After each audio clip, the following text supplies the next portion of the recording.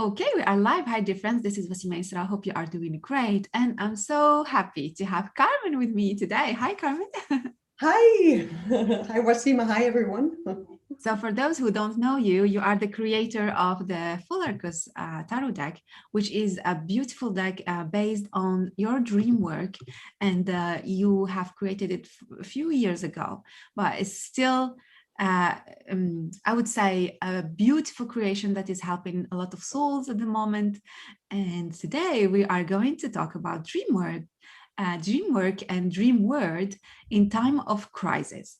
So I don't know how we came through this topic, Carmen. Uh, well, I mean, seems the times we're in. Yes. um, it seems almost like just a natural step, isn't it? And with everybody having been locked down, well, most people having been locked down for so long, I guess dreams are one of the greatest companions that you can have in, well, anytime, but in such a time, they're probably even louder, actually. Um, Yes. And certainly, you can't travel out, or we weren't able to, but you can travel in. So, It's really interesting. Just like small fact, yesterday we are recording this meeting today, and yesterday Facebook and WhatsApp and all these platforms were not working. So my mom used another platform, calling me and saying, what if we can't connect? And I'm like, we can connect through dreams because my mom is also a dreamer. So it's really interesting how the dreams come in. And it's so true what you're saying. And telepathic dreaming can be so potent, and it's so much stronger than, and more common than we tend to give it credit, because we don't often pay much attention. But what you're saying is absolutely true, yeah. communicate through dreams. Exactly. But we can start maybe by defining what is a crisis. There are different ways of seeing a crisis, right? So what's your point of view about it? How do you define it? Well, probably the simplest way of bringing it, making it sort of practical and visual would be to use the Pholarchos. I took out these two cards because I think that in a way, working through crisis is what we do in this life. Tiny crises or big crises, there's always something that is somehow rearranging. So rearranging literally how we are configured. So sometimes it's very small things, and sometimes it's the very big things that we then call, death, rebirth, the transformation. But in effect, if we pay attention and we allow it, and if we don't allow it, we just struggle more. We're always, whatever we seem to be is constantly being reconfigured.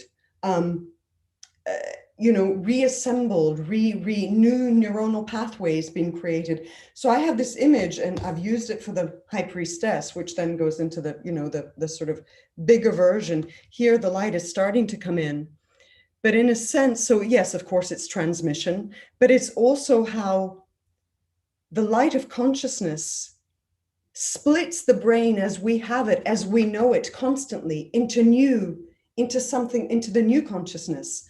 So, and in a sense, we're this Aquarian age that there have been ages, there will be ages, but presumably we're very slowly over 600 years, according to Jung, entering, a new age, which we call of Aquarius. But it takes place very slowly and very gradually, this enormous change of consciousness. So I like to think of it in smaller doses so that we can see how we're constantly being slowly upgraded in a sense. Mhm. And of course, in a sense, to the brain that is stable, and then to our whole body and our physiognomy, our physiology, and our orientation here in the physical. It's always a crisis. Mhm. Any change is a crisis, and then of course we can then from there go to the extremes of what we call crisis. And Mhm. I suppose to us here, the biggest crisis would seem to be death, just because it's such a change, such a change of shape, literally. But it's happening all the time, you know, and again, little deaths are happening all the time, all the time. If you just think of the, you know, what is it, 7 years that our whole system, all our cells are completely changed, completely new cells. Yeah. You know, isn't it? But we like that stability and we need it. So of course, without some kind of smaller or bigger crisis, things will just become fixed. So then they stagnate, and then, you know, because it's this constant, isn't it? This constant movement. And even the body, you know, craniosacral therapy, they feel the waves, you know, of the body literally that are constantly contracting, expanding, contracting, expanding. So there's this constant sense of what's moving, arranging. That's beautiful. You know, this is really something interesting you have just said about the resistance to crisis. And you know, I like observing and meditating on the word, and there is like cry is, and you know, there is something interesting you said. It's like a transformation. It's a revelation, kind of. But when we resist to it, it becomes a cry is or crisis. So it's really interesting that our way to react to events create the event actually also. And you there is something also you talked about, which is you know, we see in your card an inner transformation. So I wonder if a crisis is inside or outside when we call it as it is, because yeah, I don't know what you think about that, because you know, we say there is a crisis, but am I living a crisis? Am I really within me living a crisis? Or am I living a transformation? So there is the projection of what's happening outside and what is told to us or communicated to us, and there is this so there's kind of this connection, I feel sometimes. I don't know what you might think about It that. reminded me of another word that has that sort of, which I would say connects, which is emergency, which often crisis brings emergency, but that comes from emergence. So what is emerging, which then we see as emergency, you know? And I like that too. And as you say, the point of view is so important. And of course, there are times where it's going to be a great turmoil, of course, undoubtedly, but also undoubtedly how we see it is always going to be such a big part of what we live. Yes. And how it shapes up, because of course, if there's going to be a lot of resistance or a lot of even if we're lax, even if we're blind to it, even, you know, whatever we do, even if we just jump in without any precautions, even that can be in some ways something that burns too fast. You know, for example, it's very important to feel those balances. And as you say, is it inside or is it outside? I don't think in the end it's really possible to. I was listening to a podcast recently by this Jenny Yates, and on speaking of Jung, and she says this incredibly interesting thing. She goes into the scientific side of it, which I'm not going to do now, but this thing of how in phenomenology, you know, everything is interwoven. You can't really separate. Excuse me, that's my puppy playing with her bone, having her crisis. It's very cute, by the way.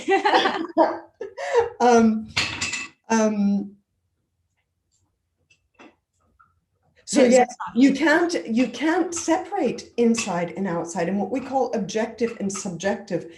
In some ways, yes, of course, there are terms that help us orientate, and they're important, and they have their place. But ultimately, it's always all connected, and you can't have the inside without the outside, and vice versa. It's part of the, you know, a bigger picture in a sense. And we have to, you know, dissect everything, like in alchemy. You have to separate all the parts to then put them back together in a new way, you know, or the shamans do, you know, they disassemble to reassemble. But ultimately, it is all assembled, isn't it? You know, and it's all going to always affect. Yes. And this is beautiful. And we see sometimes this connection in the dreams. Sometimes that's why we say, okay, the crisis, but sometimes we dream about what is happening outside, inside of us, because dream work is something within also that connects us and that shows us a lot of things. So how, I would start with, how do our dreams play a role in depicting what is happening? Because the dreams has different roles, right? They can show us what's happening, they can show us what to do, they can show us what is hidden, and so on. So yeah, maybe we can start with the crisis. How can the dreams show us what is happening during time of crisis? Well, again, I think that's always going to depend on your attitude, your conscious attitude to the crisis, how the dream then manifests. So, for example, if you're trying to block it out, then probably the dreams will be quite loud and quite maybe even frightening to get you on track, in fact, because they're always going to know ahead of time a lot more than we do consciously. Mm. Mm. If we are actually too frightened, they might do the opposite. They might actually come, and I found this fairly often as maybe I could give an example that is one of maybe the most moving experiences I had in dreams in 2012, which again, I think was a major crossroads for this new switch in our consciousness. I think this is another moment, but certainly 2012, I would say a lot of people noticed an enormous shift, not the end of the world as was predicted in that sense, but certainly a complete, let's say, opening to something new. And in fact, I lived it as a real sense of dying. And I literally, my body, even though I knew I wasn't physically dying, my body could not register that. To my body, I was dying, that I was in the last days of my life. And it was, the experience of it was it was so extreme. Talk about crisis, it was like, when you've just been in a major car accident or something that big, and you're not sure whether your body is physically going to survive, or having a time bomb inside you that's going tick, tick, tick, tick, tick, tick, and knowing that at any moment it could just be, that's it, body gone. So that's how extreme it was. I won't go into all the details, but what happened, because it was actually too extreme, how my consciousness, because what was happening for me was, was the tower, right? So the amount of opening that was happening was, for where my consciousness was, it was almost too much, too suddenly. So literally my body felt like it was dying. And in a sense it was, but my dreams obviously felt that it was moving too fast for how I was configured in that moment. So one night, this is really moving because it's what helped me change my paradigm, nature. So the plants started coming in. I'd always loved nature, but I'd never, and also there was another element coming in about the ecology at the same time of wanting to be noticed. So there were several, as dreams always bring in several strands at once, several necessities and requirements, your own, the collectives, the worlds, the anima mundi, where consciousness is as a whole. So I don't want to digress so too much. There was that coming in too, so the plants coming in. But what happened first was the dreams coming literally to save me so that I could make it through. So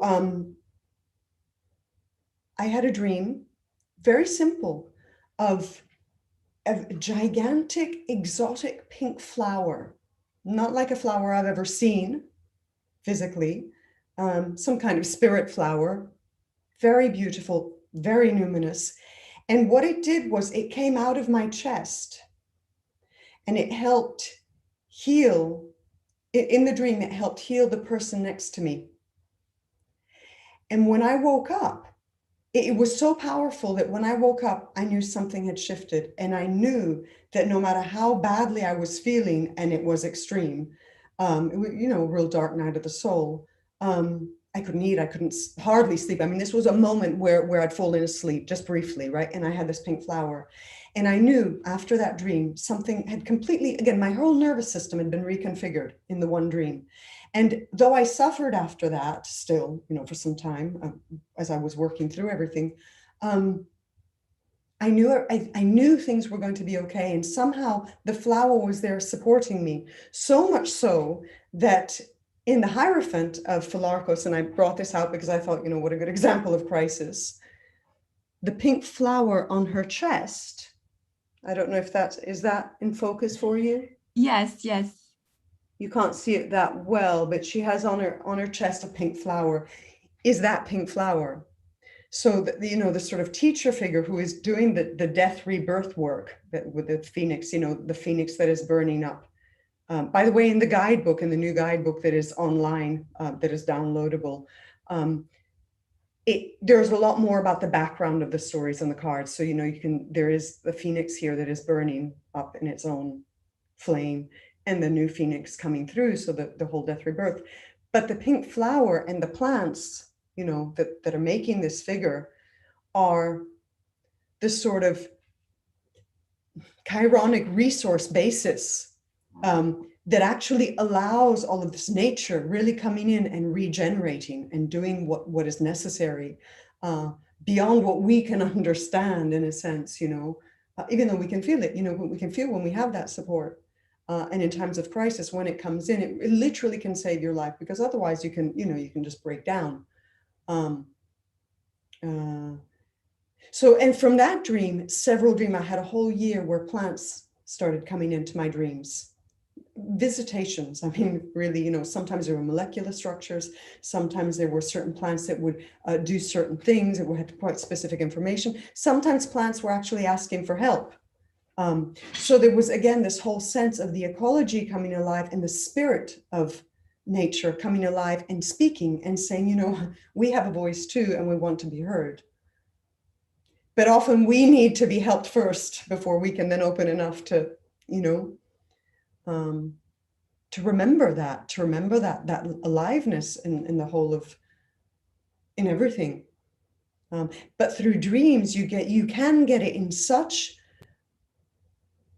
a direct way that you can really, that your heart can open to it in a way that, because we're so, at this moment in our evolution, so rational, sometimes it's difficult, even when we want to,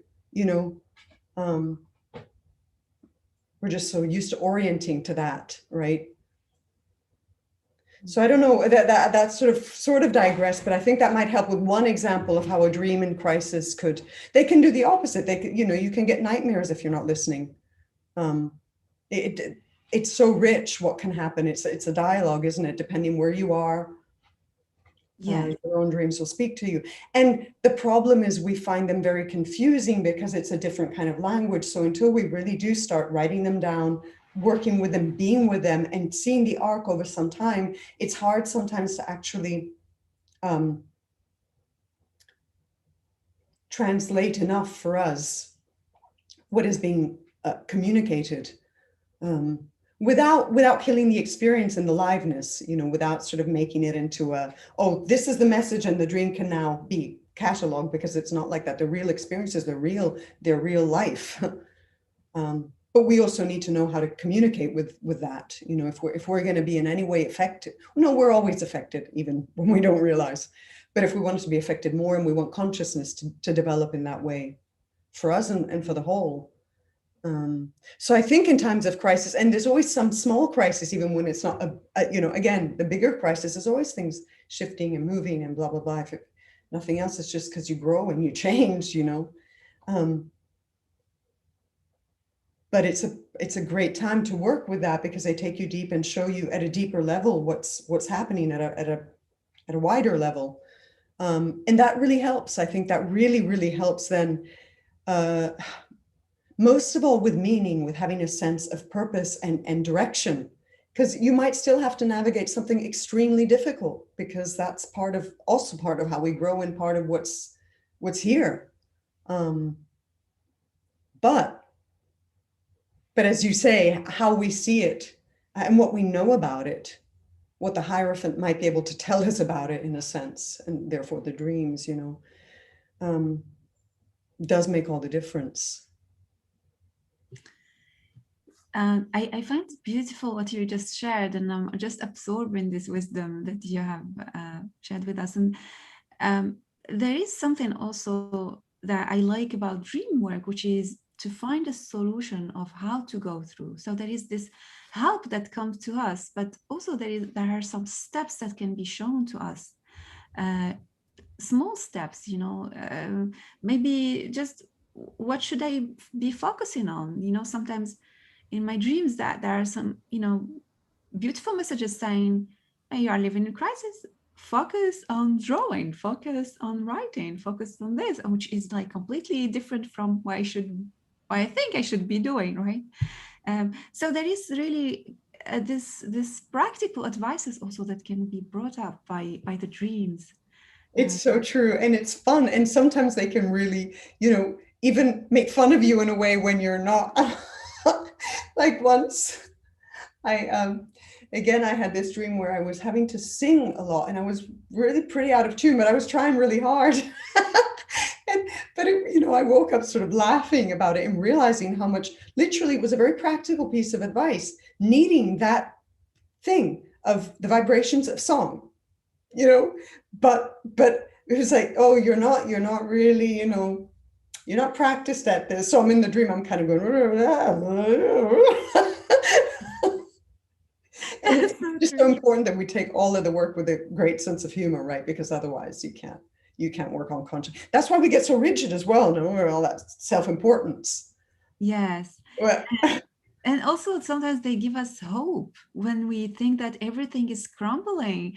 I had someone this week, the last week, I'm Monday, Tuesday. Okay, last week was telling me about this beautiful dream the person had about, oh, I saw gold and I saw this and I saw this and I was so happy in my dreams. And when I woke up, I was like, I wanted to go back to my dream just to feel it again.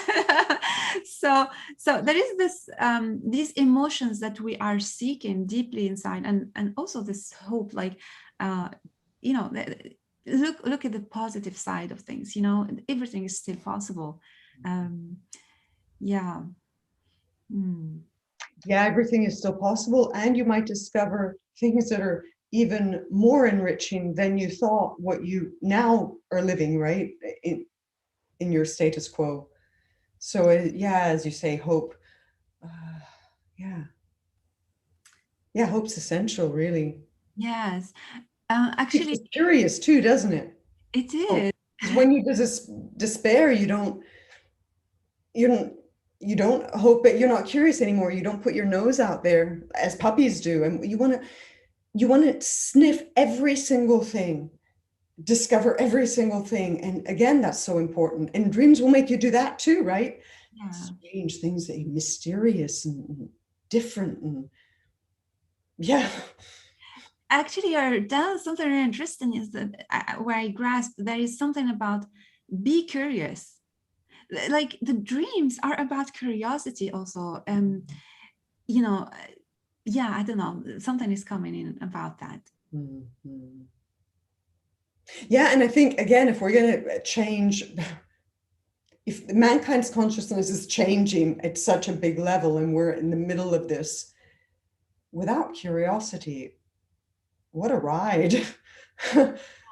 Yeah, and also the curiosity about what the dreams are holding, or as if, that's why I really like, and I'm sure you do that too, like writing your dreams and going back to the dreams like a few years after.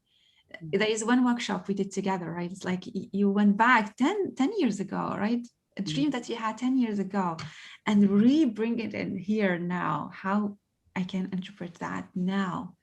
Yeah. This is a beautiful thing to do also. Yeah. Yeah. And we were talking about workshop, possible workshop, because there is this crisis time, how Dreamwork can help us. And if there are some people interested in a workshop like this, maybe just drop me an email on Core Magic below, the link below, and we can maybe see that with Carmen.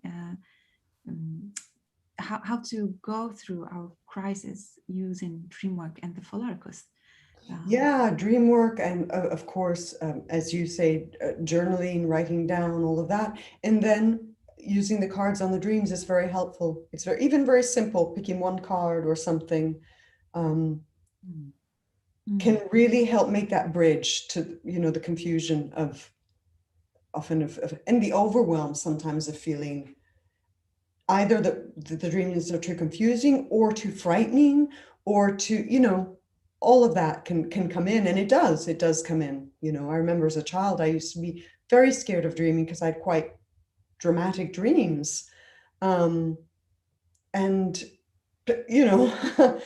that probably why I do this work today, of how to accompany what the underlying stream is doing. Since it is so much of what we are and so important and so, and I mean, ultimately so enriching, soul enriching, of course, it's that momentum of the soul, really, isn't it? That brings us forward with it. And we're sort of riding on the waves on the top, kind of going, way. But, we can actually swim with it some of the time anyway, and then bring up, and that's helpful. That's necessary too. That helps build the there's something we can give back to the dreaming too. I think that's important too, to realize that we have agency, and that's important, that we have our role too, as as conscious beings. Beautiful. Carmen, you have brought me to a meditative state with talking about dreams and the Pholarchos, and it's really, every time I talk to you, it's beautiful. I just like your energy, like what you do, like what you share, and I hope we can come back to share more in the future, because you've got a lot of things to share. So thank you. Well, I love talking with you too, and your energy is really scintillating, shall we say. There's something about it that's so, thank so you very lovely, much. so welcoming, and Thank you very much. So it could be very interesting to see where it would want to take us again, where the dreaming, because the dream is going on all the time, of course, where that might want to take us with a group of people, or yeah, and I leave the link for the Pholarchos deck below, and I leave also the link for the guidebook. There are 2 guidebooks for this book, for this deck. There is the small one that comes with the deck, and there is the big one that Carmen has published this year, and it's for free. You can download it for free. It's in English on the link below. So, and if you are interested by a workshop with Carmen about crisis, Dreamwork, things like that, drop me an email, and I will settle that, and I will organize something with Carmen for that. So wishing you a very nice day, very good night, the dreams, and see you soon.